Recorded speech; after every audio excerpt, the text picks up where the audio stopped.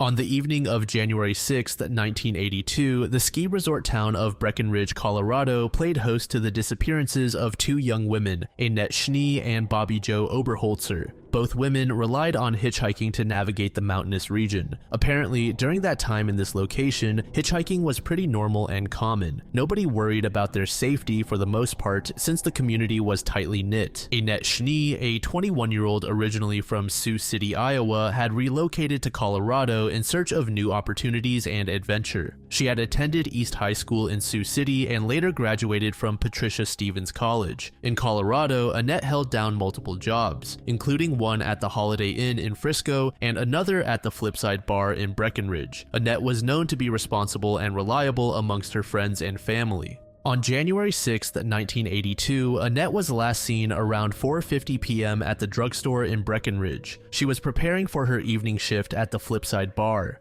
Witnesses reported that Annette planned to hitchhike from the drugstore to her home in Blue River, which was only a short distance away. However, she never arrived at her destination or showed up for her shift at the bar. Annette's failure to appear was completely out of character, raising immediate concerns in those that knew her. Bobbie Jo Oberholzer, a 29-year-old who had also settled in Colorado, lived in the town of Alma just south of Breckenridge. Bobbie Jo was married to a man named Jeff Oberholzer. She worked as a receptionist and enjoyed how interactive the community of Breckenridge was. On January 6, 1982, Bobbie Jo spent the evening with friends at a local bar in Breckenridge. She was last seen around 7:50 p.m., planning to hitchhike home. As she left the bar, Bobbie Jo, like Annette, vanished into the night. Her husband, Jeff, grew worried when she didn't return home and began a desperate search for her. When he failed to locate her, he started calling some friends for help and then the authorities. The sudden disappearances of Annette and Bobbie Jo sparked immediate concern within the small, tightly knit communities of Breckenridge and Alma. The fact that two women had vanished on the same night within the same general area was alarming and suggested a possible connection between their cases. Friends, family, and volunteers conducted extensive searches, scouring for any signs of the missing women. Posters were distributed and the local media covered the story extensively, hoping to generate leads.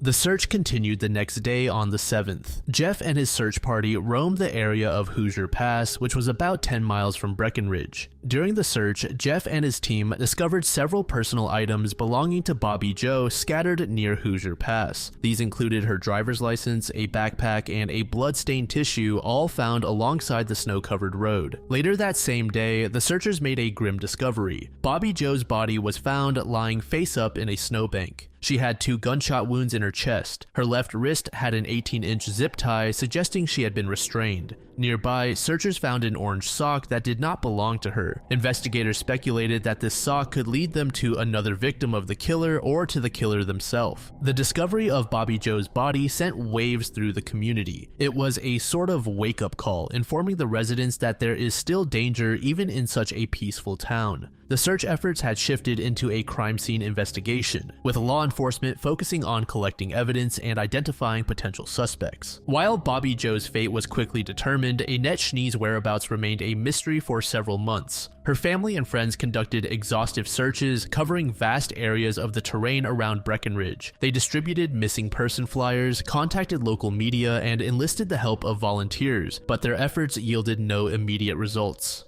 The breakthrough in Annette's case came on July 3, 1982. A father and son out fishing in Sacramento Creek, about 10 miles from Hoosier Pass, stumbled upon her body. Annette was found face down in the creek. She had been fully clothed, and like Bobbie Jo, she had a gunshot wound but in the back, suggesting she was attempting to flee her attacker. One of the most striking details of Annette's discovery was that she was wearing an orange sock, identical to the one found near Bobbie Jo's body. This detail provided a connection between the two murders, strongly suggesting they were linked and likely committed by the same individual. Despite the compelling connection suggested by the matching orange socks found with both victims, no direct link between the two women could be identified. identified. Both women worked in Breckenridge but at different establishments and had no known interactions or mutual acquaintances. This lack of a clear connection complicated the investigation and didn't help narrow the search for potential suspects or motives. Law enforcement agencies, including the Colorado Bureau of Investigation, were immediately involved in the case. They conducted extensive interviews with witnesses, friends, and family members of both victims, hoping to uncover any leads. The investigators also focused on tracking the movements of both women on the night of their disappearances, reconstructing their last known activities and interactions. Despite these efforts, no viable suspects were determined.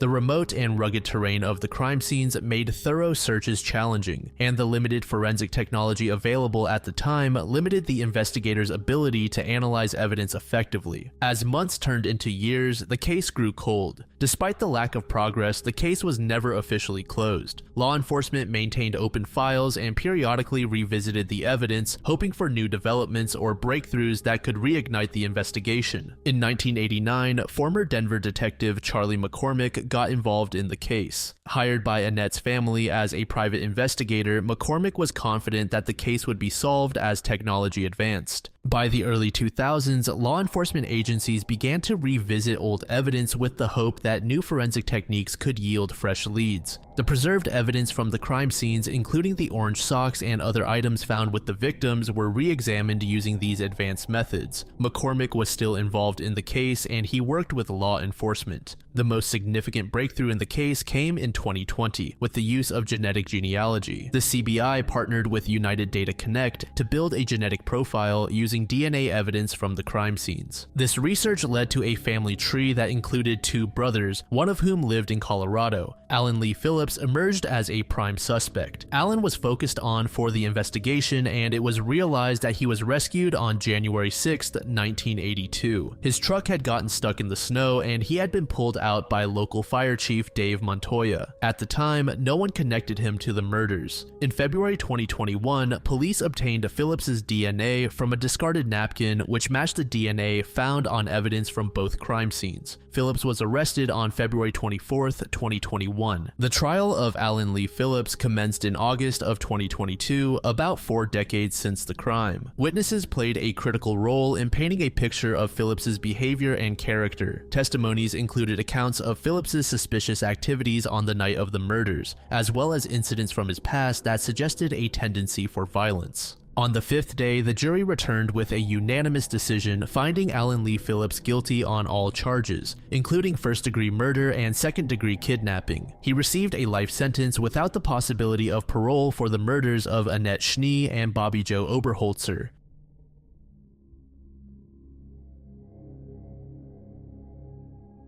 In the early hours of August 4th, 1981, 34-year-old Sylvia Quayle was found brutally murdered in her home at 3800 South Ogden Street. Sylvia lived alone, but she had a close relationship with her family, specifically her father, and it was actually her father who found Sylvia's lifeless body when he paid her a visit after she failed to answer her phone. The killer had gained entry through a window. Investigators believe that the event was premeditated since it was carried out in the early hours of the day when Sylvia was still asleep. Investigators did what they could and gathered all of the evidence in the area. However, due to the limits of technology at the time, most of the forensic evidence was useless. Sylvia was described by those who knew her as a warm, caring individual who enjoyed helping others and making new friends. The initial investigation involved canvassing the neighborhood and interviews with anyone who might have had contact with Sylvia in the days leading up to her death. Despite these efforts, the investigation really couldn't go anywhere. There was limited physical evidence and no eyewitnesses. The DNA evidence did carry potential to many leads, but again, due to limitations on technology, those other paths couldn't be explored.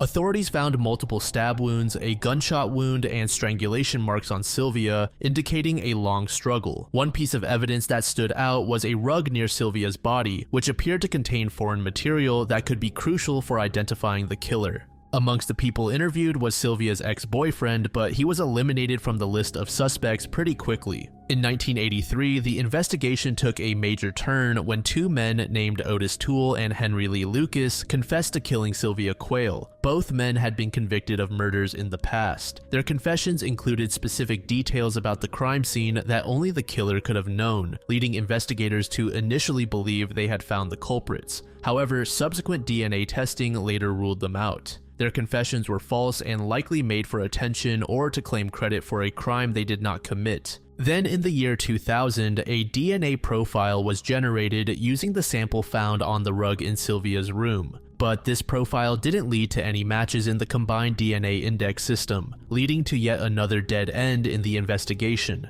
Fast forward to 2019, the Cherry Hills Village Police Department decided to re-examine the evidence from Sylvia Quayle's case with genetic genealogy. Officials were eventually led to a man named David Dwayne Anderson. David lived only minutes away from Sylvia's home at the time of her murder and had a criminal history that included burglary and other offenses. This background made him a possible suspect, but detectives needed a current DNA sample to confirm their suspicions. In January 2021, investigators were following David and obtained a discarded Coke can that he drank from. The DNA from the can was an exact match to the DNA found at the crime scene, leading to his arrest. David was arrested in Nebraska in February 2021. The initial trial, held in March 2022, ended in a mistrial when the jury could not reach a unanimous verdict. In a retrial held in June 2022, prosecutors presented compelling evidence linking Anderson to the crime. The jury found David guilty of 2 counts of first-degree murder, one for premeditated murder and another for felony murder committed during another incident. On August 4th, 2022, exactly 41 years after Sylvia's body was discovered, Anderson was sentenced to life in prison with the possibility of parole after 20 years.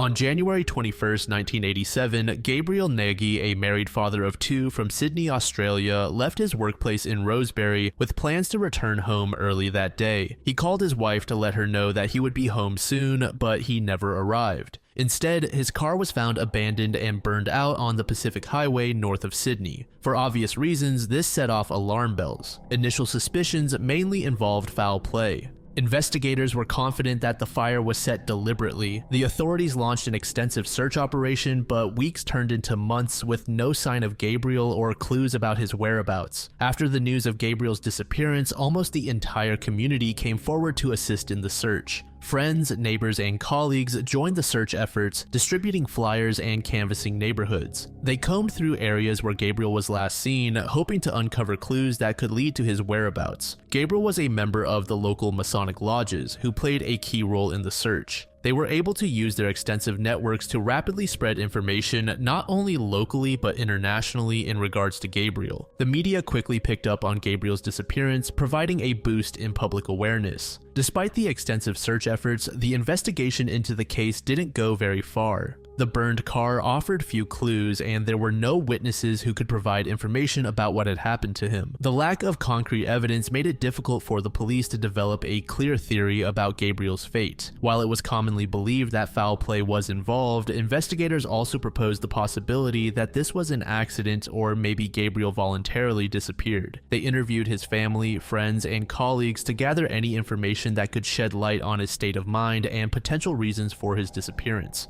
However, these interviews did not reveal any indications that Gabriel had plans to leave or that he was in any kind of trouble. Detective Georgia Robinson, following up on this Medicare card, discovered that it was issued in Queensland, far from where Gabriel had disappeared in New South Wales. This piqued Robinson's interest and warranted further investigation. The card was tracked down to a town in Queensland called Mackay. When Detective Robinson found the owner of the card, she quickly realized that he was indeed Gabriel Nagy. However, the man had no memory of his previous life, his family, or even his own identity. He was living under a different name and had constructed a new life for himself, unaware of his true past. The discovery was both shocking and relieving for Nagy's family. For years, they had held on to hope, despite the lack of evidence. The news that Gabriel was alive brought immense relief, but it also brought along new challenges. While this was Gabriel on the outside, mentally, he was an entirely different man. He had no recollection of his former life. To aid in the recovery of his memories, Gabriel's family used photographs and shared stories from his past. These efforts led to occasional flashbulb moments where vivid and spontaneous recollections of his former life surfaced. These moments would become more frequent, but the bulk of his memories still could not be accessed. Following his discovery, Gabriel Nagy underwent extensive medical and psychological evaluations. Experts diagnosed him with dissociative fugue, a rare psychiatric disorder characterized by sudden travel away from home, inability to recall the past, and often the creation of a new identity. However, while Gabriel was found, the other half of this mystery still remains unresolved. How exactly Gabriel ended up in Mackay is unknown. There are many people who believe that Gabriel truly was trying to disappear and start a new life. But this is simply a theory. One detail that piques many people's interest is the fact that money was withdrawn from Gabriel's bank account several weeks after he disappeared.